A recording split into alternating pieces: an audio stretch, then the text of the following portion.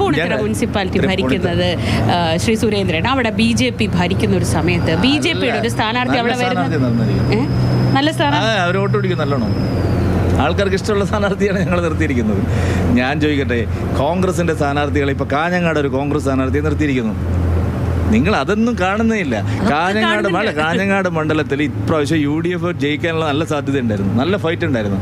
ഏത് സ്ഥാനാർത്ഥിയാണ് അവർ നിർത്തിയിരിക്കുന്നത്? അപ്പോൾ ഇതിലൊന്നും അർത്ഥമല്ല ഈ പറഞ്ഞതിലൊന്നും. ഞങ്ങളൊരു ആശയത്തിൻ്റെ അടിസ്ഥാനത്തിലാണ് മത്സരിക്കുന്നത്, ഒരു പ്രചാരണം നടത്തുന്ന ഒരു പുതിയ ബദലിന് വേണ്ടിയിട്ടാണ്.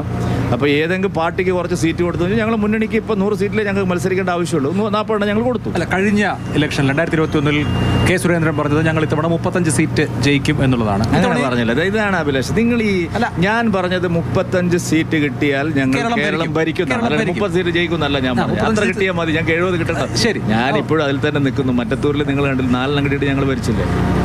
35 സീറ്റ് കിട്ടിയാൽ കോൺഗ്രസും വരും, അതിനപ്പുറത്തും വരും, എല്ലാവരും വരും. അത് എല്ലാവർക്കും അറിയുന്ന കാര്യമാണ്. അത് എല്ലാ സംസ്ഥാനങ്ങളിലും നടന്നിട്ടുള്ള കാര്യം. ഇവിടെ മാത്രം എന്തോ വലിയ സംഭവമാണ് നിങ്ങൾ വിചാരിക്കുന്നത്.